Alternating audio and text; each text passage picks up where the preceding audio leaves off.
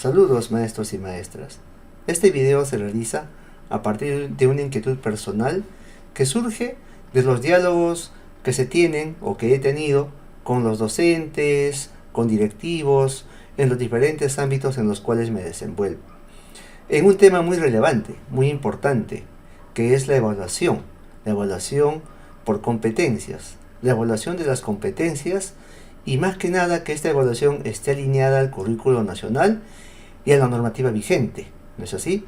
Surgen muchas versiones, se observan muchos videos en las diferentes redes sociales, en los webinars de las UGELs o del Ministerio, pero considero que es importante aclarar algunos puntos a partir del análisis de los documentos vigentes, ¿no? Tales como el currículo nacional, el programa curricular de los diferentes niveles, la resolución viceministerial 094, la última resolución que salió, la resolución 048 de este año, ¿no? del 2024, en donde nos brindan pues diferentes alcances normativos sobre los cuales nosotros debemos regirnos como docentes. Las instituciones educativas también deben regirse a esta normativa, independientemente de que sean pues instituciones nacionales o instituciones privadas. Todas están regidas por estas normas. Es por ello que a continuación voy a presentar una propuesta a partir del análisis de estos documentos. Y a continuación paso a mostrar. Partimos de una pregunta, ¿no? ¿Cómo evaluar una competencia? En concordancia al currículo nacional y en concordancia a la resolución viceministerial 094 del 2020 y también a la resolución viceministerial 048 del 2024. Para esto debemos de todas maneras tener un marco referencial. Entonces recurrimos a los documentos oficiales. Entonces podemos ver que una competencia es una facultad que tiene una persona de combinar un conjunto de capacidades a fin de lograr un propósito específico en una situación determinada, actuando de manera pertinente y con sentido ético. Esto lo encontramos en el currículo nacional. Entonces, ahí tenemos un conjunto de capacidades que son habilidades cognitivas, procedimentales, que se combinan para un propósito, pero siempre de manera pertinente y lo más importante, ¿no? Con sentido ético. La parte ética forma parte de una competencia. Entonces, frente a algunas propuestas que se leen, que se observan también, adquirir una capacidad me hace competente. El currículo nacional sostiene que no necesariamente, no supone el desarrollo de una competencia. Entonces nosotros desarrollamos competencias, no capacidades. Las capacidades están inmersas dentro de la competencia. Trabajar por competencias presupone ya desarrollar también las capacidades. Entonces, lo correcto es, trabajamos una competencia para desarrollar una capacidad, no a la inversa, trabajar capacidades para desarrollar una competencia. Es lo que nos dice y lo que podemos concluir de esta primera parte. Asimismo, es importante también recordar lo que significa un estándar. ¿Qué es un estándar?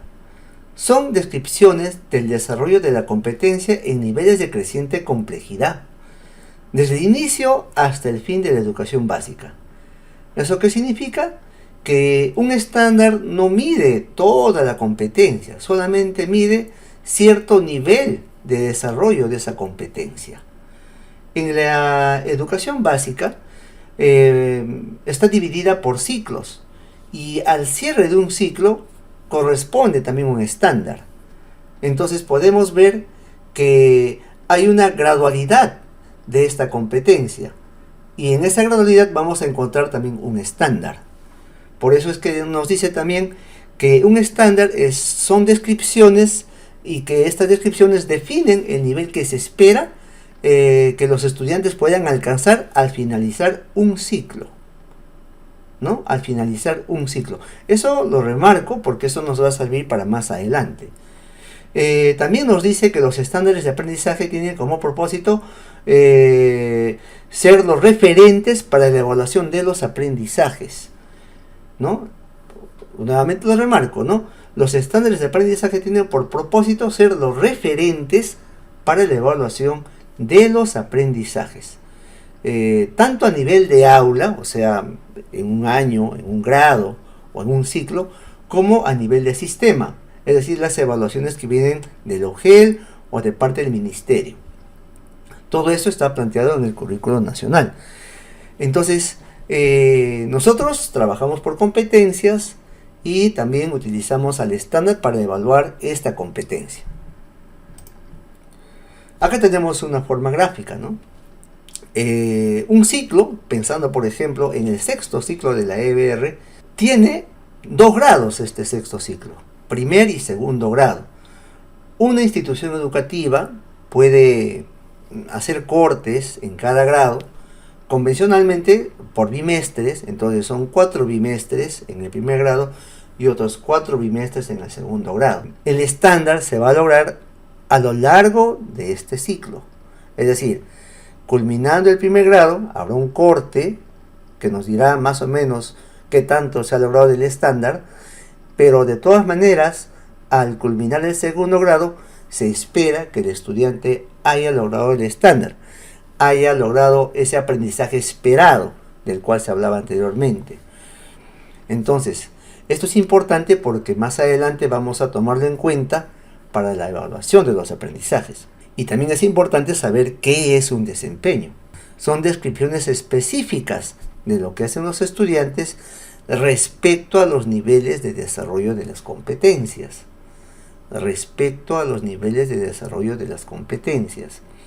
Esta imagen que vemos a la derecha es un extracto, ¿no? Es un corte de una competencia que está en el currículo nacional, ¿no? Específicamente en el programa curricular. Entonces observen que más abajo tenemos desempeños para el primero de secundaria y desempeños para el segundo de secundaria, ¿verdad? Entonces vamos a tener un grupo de desempeños para un grado anterior al cierre de ciclo y los desempeños propios para el grado que va a cerrar el ciclo. Eso es también importante tomarlo en cuenta para poder establecer un adecuado proceso de evaluación de los aprendizajes de la competencia. También es importante saber o recordar qué tipos de evaluación realizamos en el aula. Hay un tipo que es la evaluación para el aprendizaje, ¿no? Que tiene una finalidad formativa. En este tipo de evaluación se retroalimenta para que el estudiante pues reflexione sobre su proceso de aprendizaje. Este tipo de evaluación es permanente, se desarrolla en todas las sesiones, ¿verdad? Y en cada momento, en el momento que sea pertinente dentro de la sesión. Y esto garantiza que más adelante pueda llevarse adecuadamente una evaluación para el aprendizaje. Esta evaluación para el aprendizaje tiene finalidad certificadora, ¿no? Y dice, se utiliza para determinar el nivel de logro que un estudiante ha alcanzado en la competencia hasta un momento específico, de acuerdo a lo establecido por el docente. El docente o la institución educativa, porque igual el docente planifica a lo largo del año diversas experiencias de aprendizaje y al finalizar una experiencia de aprendizaje se realiza una evaluación de lo que ha aprendido el estudiante, ¿no? Por eso es que decimos una evaluación del aprendizaje. Y esto es importante y nos vamos a detener acá. Confundimos a veces que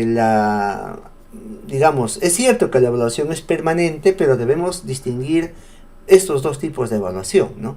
Una evaluación es para poder garantizar que el estudiante reflexione sobre su error, para que pueda mejorar en su proceso de aprendizaje, pero finalmente nosotros debemos diseñar una actividad o un conjunto de actividades o un momento o varios momentos para evaluar el aprendizaje del estudiante. Esta evaluación del aprendizaje es la que nosotros vamos a reportar al sistema, ¿no? O sea, al CIAGIE, ¿verdad?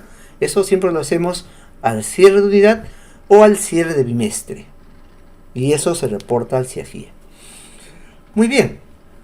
Dicho esto, nos vamos a detener un poco en la evaluación del aprendizaje, que es justamente lo que causa un poco de controversia o debate a nivel de docentes. Todo lo que he mencionado se puede resumir en este gráfico, ¿no? Si habíamos dicho que la competencia se logra a lo largo de un ciclo, por eso ahí ya vamos a tratar de responder esta pregunta, ¿cómo evaluar una competencia? Esto vamos a trabajarlo a lo largo de un ciclo. Vamos a empezar, ¿no? Vamos a iniciar un ciclo, llamemos de primer grado de secundaria, y lograremos, ¿no?, al cierre del ciclo, cuando estemos terminando el segundo de secundaria. Dentro de este tiempo de 2 años, habrán momentos de evaluación, ¿no?, que de repente van a ser en cada bimestre, pero eso es gradual, ¿no?, a lo largo de este ciclo. Eso es lo que también de repente tenemos que interpretarlo de la diapositiva anterior. Y también es importante tomar en cuenta los niveles de gradualidad, ¿no?, los niveles de logro de una competencia, y esto lo encontramos también en el currículo nacional. Tenemos que cualquier modalidad va a regirse en estos niveles que se muestran, ¿no?, desde inicio hasta el logro destacado. Y debemos valorarlo siempre tomando en cuenta todo lo anterior. Entonces, en proceso es cuando el estudiante está próximo o cerca al nivel esperado. Fíjate ese término que ya lo hemos visto más arriba. ¿Cuándo es el nivel esperado, no? Cuando cerramos el ciclo. El logro esperado es cuando el estudiante evidencia el nivel esperado. Que eso normalmente se logra cuando el estudiante está cerrando el ciclo, no el grado, sino el ciclo. Y logro destacado es cuando el estudiante evidencia un nivel superior a lo esperado, ¿verdad? Entonces, esto es importante mencionarlo porque asignamos a veces un nivel de logro esperado cuando no corresponde todavía, ¿no? Y esto lo vamos a explicar con algunos ejemplos más adelante. O asignamos un nivel logro destacado cuando todavía el estudiante no ha logrado esta evidencia, ¿no?, que es un nivel superior a lo esperado respecto a la competencia. Recordemos eso también, estamos evaluando la competencia y estamos en esta evaluación del aprendizaje. Dentro de ¿no?, estamos enmarcados en esto. Así que acá sí vamos a detenernos justamente a analizar, ¿no? Este es un extracto, una partecita que aparece en el programa curricular de todas las áreas, ¿no? Si bien es cierto, está el estándar del ciclo, habíamos mostrado diapositivas más arriba, debajo aparecía pues desempeños del primero de secundaria, en el ejemplo que habíamos puesto, ¿no?, y luego aparecían desempeños para el segundo de secundaria. Y en el currículo nacional, justamente ahí en lo que corresponde a primero, debajo aparece, ¿no?, este texto. Cuando el estudiante construye su identidad y se encuentra en proceso, ¿no?, porque está justamente evaluando la competencia construir su identidad, y se encuentra en proceso hacia el nivel esperado del ciclo 6, ¿no?, y vienen todos los desempeños de ese grado. Pero entonces, ¿qué me está diciendo? Que si este estudiante está siendo evaluado con los desempeños correspondientes a primer grado, está en proceso. Y en proceso, recordemos que es B.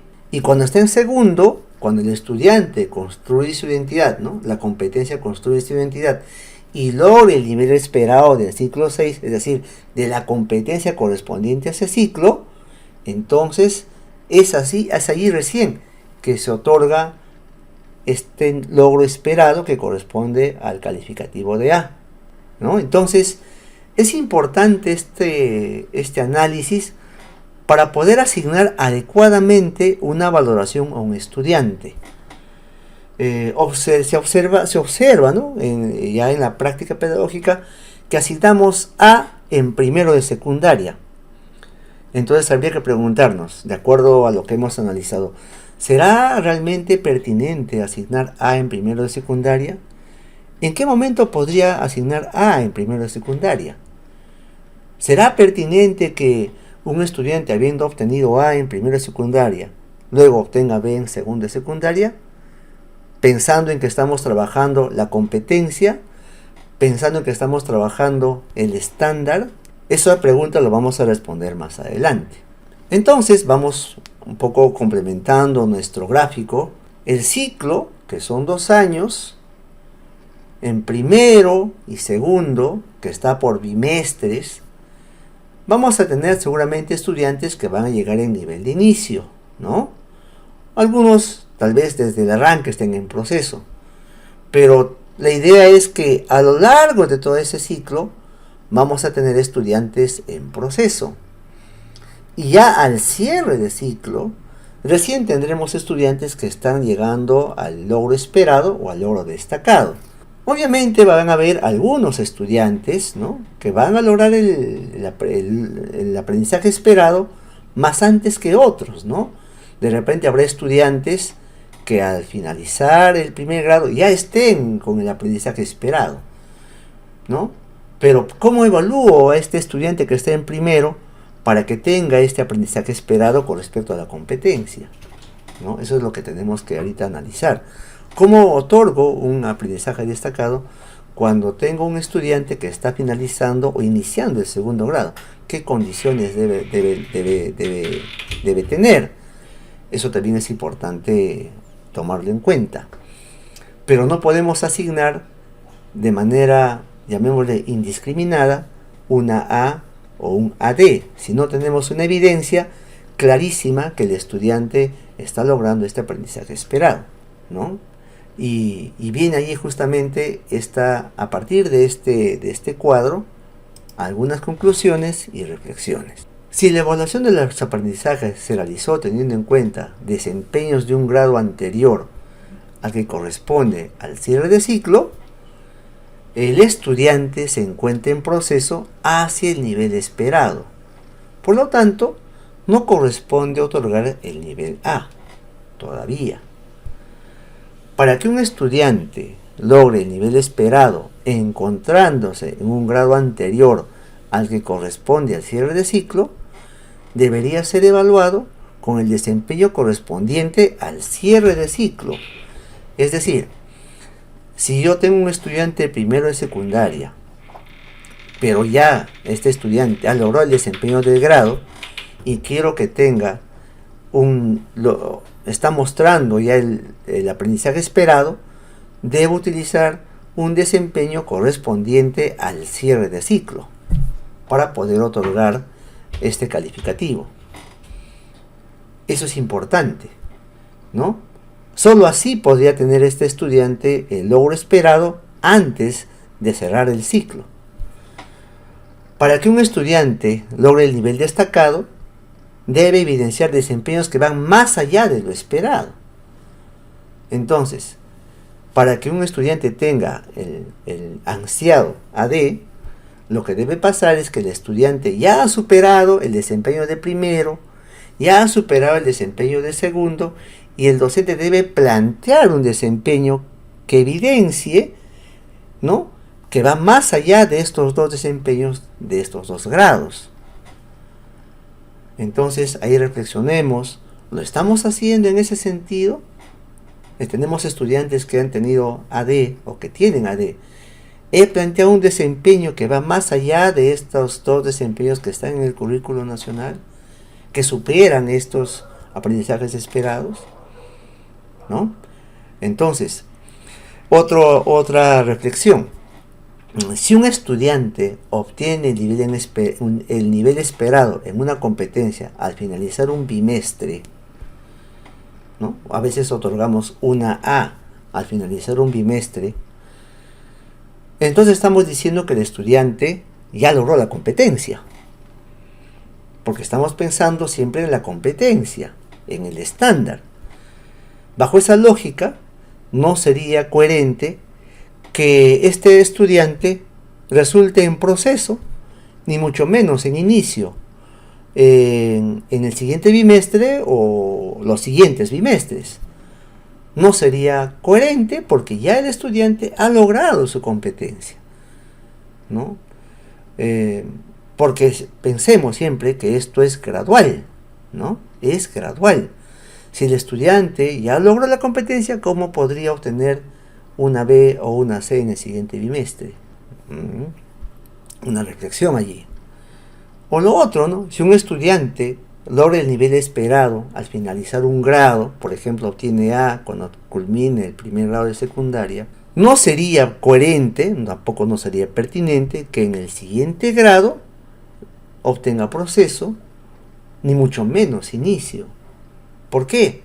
Porque ya se entiende que este estudiante obtuvo A, y la A, recordemos, es que ha logrado el aprendizaje esperado de la competencia, ¿no? O sea, ya con anticipación, antes del cierre de ciclo, este estudiante ya ha logrado su aprendizaje esperado. Entonces, maestros y maestras, a partir de este análisis, reflexionemos y analicemos qué tanto nos estamos acercando a la propuesta del currículo nacional, a la propuesta de la normativa vigente sobre la evaluación de una competencia, y de repente replanteemos, ¿no? En caso que no estemos trabajando en ese sentido, replanteemos las propuestas, ¿no?, de evaluación que estamos haciendo para poder pues trabajar de una forma coherente y en línea a la propuesta del currículo nacional. Espero haber contribuido con esta exposición en sus conocimientos y en el manejo de la evaluación de las competencias. De todas maneras, esto está sujeto a debate, está sujeto a análisis, entonces yo espero sus comentarios, sus preguntas. Si alguien tiene una forma de repente diferente de interpretar lo que dice la norma, entonces yo estoy abierto al diálogo, al debate, alturado, ¿no? Y de todas maneras, de todo esto saldrá pues un mejor aprendizaje para todos. Muy bien, maestras y maestros, muchas gracias por su atención, por su tiempo. Seguramente nos vamos a seguir comunicando y será hasta una próxima.